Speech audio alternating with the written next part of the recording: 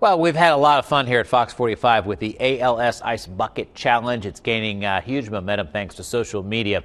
On Friday, Megan and Chris took the challenge out on our patio, and now our own Jeff Booth, Hillary Zala, and Rhonda Moore, along with myself, have joined in. This morning, they have all their challenges on tape. First warning, weather chief meteorologist Jeff Booth here. I am responding to Chris Mulcahy's ALS Ice Bucket Challenge. You can see a bucket of ice water right here. I'm assisted by my assistants who are dousing me with some warm water. You have 24 hours to dump a bucket of ice on your head, or you have to donate $100 to ALS research. But donate anyway, because that's the point of all this, right? All right, let's go. And 1, 2, 3. Ah, gosh! Ready? 1, 2, 3.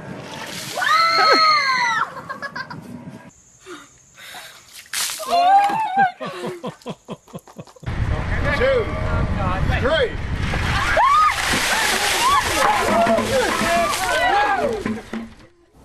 Oh, what great fun. This challenge has put the spotlight on ALS, also known as Lou Gehrig's disease. In fact, the ALS Association has received $4 million in donations in the last 2 weeks compared to $1.2 million the same time last year.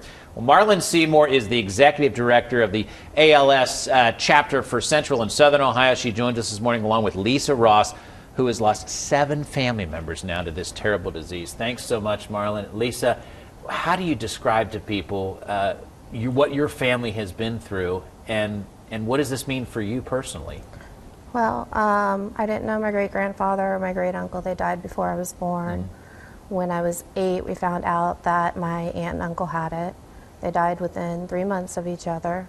My aunt was pregnant with twins at the time and never got to hold them because she had no muscle function left in her arms. My dad died when I was 19. Then his last sister died in 2003, my grandmother in 2004. Just devastating. You have the gene? I have the gene, which makes it, they say 50-50% chance, but the likelihood of it just being 50-50 is not good. As best you can describe, what is happening physically to an ALS victim?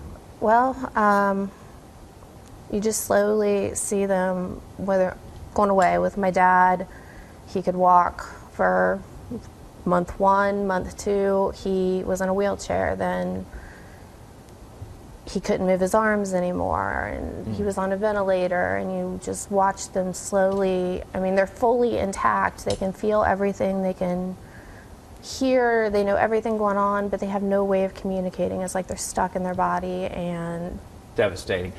So. This is why everybody's having all this fun. Yeah. There's a real important cause behind it. Marlon, tell us, how did the whole ice bucket thing start, and what a brilliant idea, because we gave you the numbers, but they've raised more money than they ever have, right? Yes. How did it start? Well, from what I understand, it started about 3 weeks ago. A young man in the Boston area who's a patient, who's a former Boston College baseball captain, and a friend of his in New York, who I believe is also a patient, started the Ice Bucket Challenge to focus on ALS. And don't just, you want to make sure that people don't just do it, that dump the ice on there, that they actually go on the internet and do give some money. Do you like seeing that? Even though, I mean, you've been through a lot, but is it good to see people having fun like that? Yeah, I mean, with all the awareness that's been raised and the money donated, it's such a huge step compared to where we've been. Marlon, any step closer to curing this, or are we making progress? Yes, we're definitely making progress. I know I've seen, and people in the ALS community have seen over the past 20 years, more focus put on ALS research than ever before. And also, as far as the federal government, there's more focus there too. Well, we're going to have more fun coming up in September. I know you're going to be part of the walk. More information on ALS on fox45now.com. Just click on Fox 45 in the morning, and you can quickly give your email, your website as well, Marlon. Yes. So if you've done an Ice Bucket Challenge video, or you'd like to make a donation, please send that information to us, or register for the walk for the 14th at alsohio.org. The Dayton walk is September 14th. It's a Sunday. It's 11 a.m. Perfect timing. You won't miss any football games or anything like that. You'll have a lot of fun. So thank you so much for coming in. Lisa, thanks so much for sharing your story. We appreciate that. All right. A guy that did it the right way, the Ice Bucket Challenge, real ice, real cold water, lots of it as well, was Chris Mulcahy. So we commend you, sir. Thank you, and it's very easy to give a donation, by the way. It takes like 1-2 minutes, so no problem, no sweat off your back, maybe just some ice cubes. And Mike Kallmeyer, you had a tremendous amount of ice right there. I'm very proud of you. Not like Chief Meteorologist Jeff Booth had like 3 to 7 ice cubes. I know, disappointing, but you know what? Hey, we did it, so that's what matters.